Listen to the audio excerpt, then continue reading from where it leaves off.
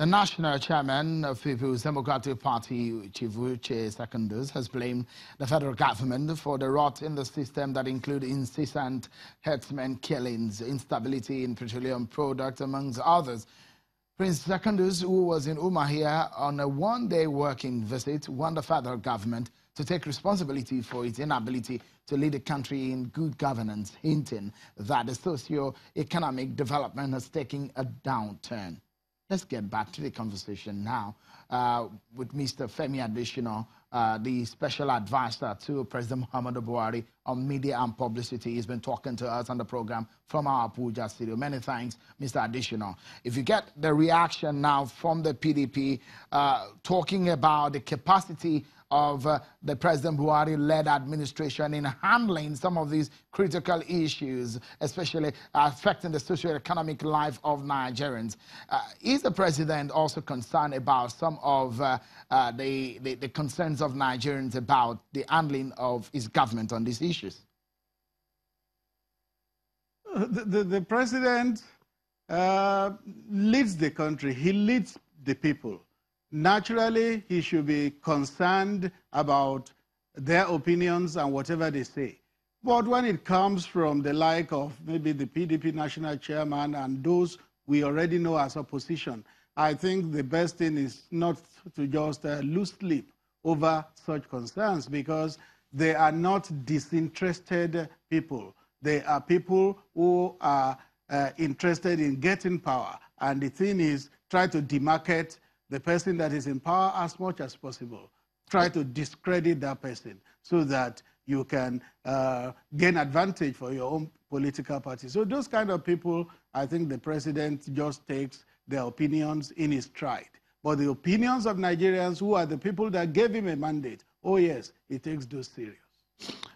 Let me quickly take you up on this. There are suggestions, just like Professor Wole Soyinka brought up, the issues of self-defense as an alternative of security, civil actions, of course, for people to protect themselves and their property within the frame of the law, which is said is going to be an organized mechanisms for people to safeguard their properties and their interests.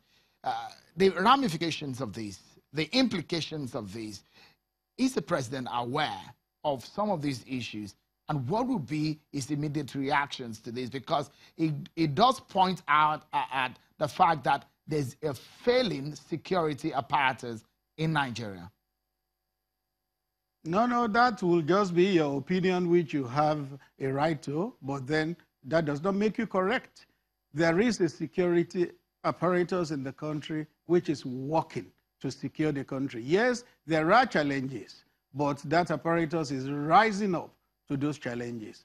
I wouldn't agree with you that it is failing.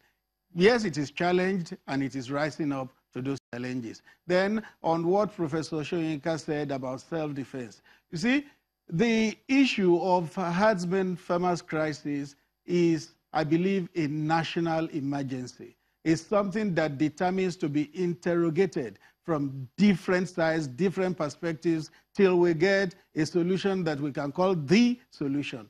What Professor Soyinka has said can just be one of the preferred solutions, which will be looked at. I've spoken about the 9 governors committee headed by Professor Osinbajo, who is the vice president of the country. They will look at all opinions. They will look at all recommendations. And I believe at the end of the day, we will get something good for the country that will solve this problem. Nigerians would like to know, Mr. Adesina, for example, aside the task of Operation Cat Race, in terms of some of the issues of ranching and all of that, what are the other things that the government is doing aside the security issues in terms of some of the fundamentals that the President has taken up in the immediate? You did say that is an emergency matter. Yes, it's an emergency matter, but then you don't come on television or go to newspapers to begin to talk about security strategy. Security strategy are exclusive things. No, it's not security that I'm talking about, Mr. Adesina. No, I said aside security. Aside security, because yes, the issues are beyond also security. there are fundamentals, because this issue are psychological. There are philosophical issues also. And people would like to know, what exactly is the government doing to answer to the social psyche of the people, especially those who are directly affected? Okay, I'm sure you must have seen some of those 9 governors in that committee headed by the vice president engaging with local communities. The chairman of that committee, or one of the major governors in that committee, is Governor Dave Umahi of Ebonyi State. I saw him on your station yesterday engaging with people in Makurdi, Benue. So that's part of it. The members of the committee have found out in the country, and they are engaging with the local communities where these challenges are very, very predominant.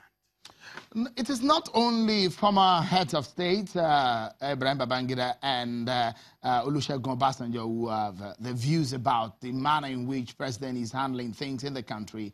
I'd like you to listen to what Professor Wole Soyinka thinks about the manner in which the president handles, engages in the issues of governance. Listen to this, Mr. Adesina. Mr. President, I think you are under a trance. I would say, I think you are under a trance. Too many things are happening now, which made me say that. I think he's under a trance, and that the sooner he gets out of that trance, the better for the nation. Yeah, I think that's what I would say to him. So many unforced errors are going on. I mean, take, for instance, the reinstatement of this fellow who was sacked from the military, from the Ministry of Health. What's that about? Why? I mean, that's what I mean by unforced error. What's going on? This is the action of. It's like it's a certain kind of alienation from reality is going on. That's what I mean by. I would say to him, yeah, I think you're under a trance.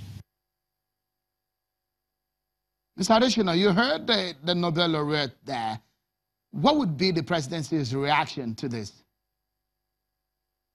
Well, the Nobel laureate is somebody we respect very much. He's one of the most noble people we have in the country. He's one of Nigeria's greatest gifts to the world. We respect him. But then, despite all that, his opinion will still be his opinion.